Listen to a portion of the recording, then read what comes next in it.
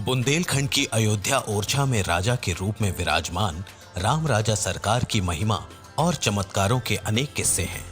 पर हम आपको जिन घटनाओं से रूबरू करवा रहे हैं वे महज 40-50 वर्ष पुरानी हैं।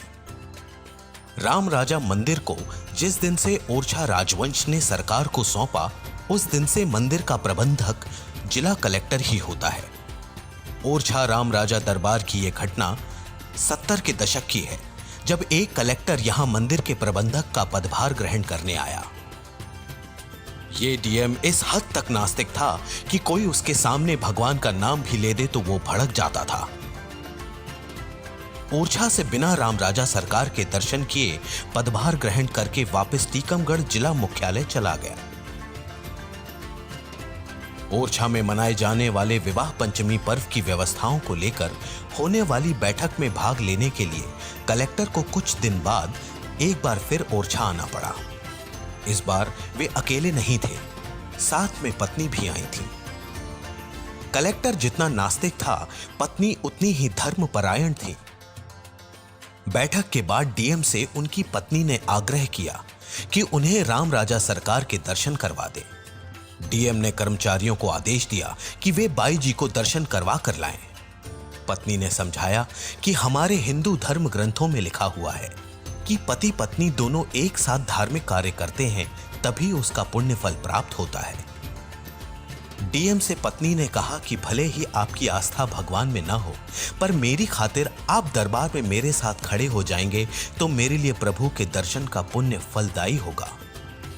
काफी जद्दोजहद के बाद कलेक्टर दरबार में जाने के लिए तैयार हो गया, पर राम राजा के दरबार में दर्शन के दौरान जो कुछ हुआ वो चौंकाने वाला था। डीएम की पत्नी को तो राम राजा सरकार के दर्शन हो रहे थे, पर उस नास्तिक कलेक्टर को राम जी की प्रतिमा दिखाई नहीं दे रही थी। पुजारी ध्यानदास पाठक से कहकर प्रतिमा पर 1000 वाट का बल्ब लगाया गया, पर कलेक्टर को राम राजा सरकार की प्रतिमा के दर्शन अभी भी नहीं हुए, जबकि उनकी पत्नी बराबर कह रही थी कि उन्हें दर्शन हो रहे हैं। कलेक्टर को लक्ष्मण और सीता जी के दर्शन हो रहे थे, पर राम राजा सरकार की प्रतिमा दिखाई नहीं दे रही थी। काफी प्रयास के बाद भी जब दर्शन नहीं हुए तो कलेक्टर परिवार के साथ जिला मुख्यालय टीकमगढ़ चला गया, पर उस रोज उसे रात भर नींद नहीं आई। सुबह पति की बेचैनी देख डीएम की धर्मपरायण पत्नी ने उसे समझाया कि भगवान तो भाव के भूखे होते हैं। आप अपने मन में प्रभु के प्रति भक्ति का भाव लाइए, राम राजा सरकार आपको दर्शन जरूर देंगे। 4 दिन बाद ओरछा में श्री राम विवाह महोत्सव था।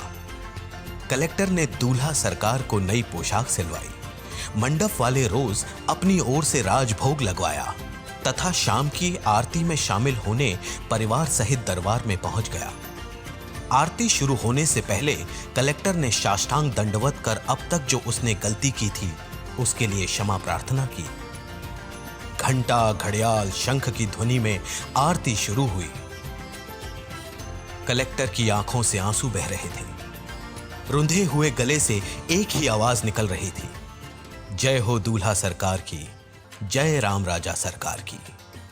कलेक्टर ने आंसू पोंछते हुए अपनी पत्नी से कहा, सिर पर मोर रखे मेरे दूल्हा सरकार कितने सुंदर लग रहे हैं। इस तरह एक नास्तिक कलेक्टर को राम राजा सरकार ने अपनी महिमा से आस्तिक बना दिया।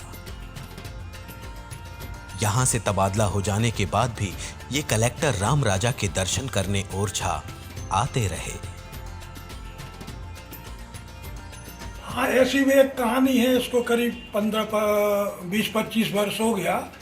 एक कलेक्टर साहब आए यहाँ, तो उन्होंने दर्शन करने मंदिर पहुँचे। अब उनकी क्या भावना थी, जिसकी रही भावना जैसी, प्रभु मूर्त देखी तने तैसी। तो उन्हें भगवान के दर्शन नहीं हुए। जो मुख्य मूर्ति भगवान की थी उनको दिखाई नहीं थी, बाकी पूरा दरबार दिख रहा था। तो उन्होंने लोगों से कहा कि भाई हमें कहाँ है यहाँ राम, कौन सी मूर्ति है राम राजा की, हमें तो दिख नहीं रही। अब उनकी अंदरूनी क्या भावना थी, क्या थी, फिर उन्हें दर्शन नहीं।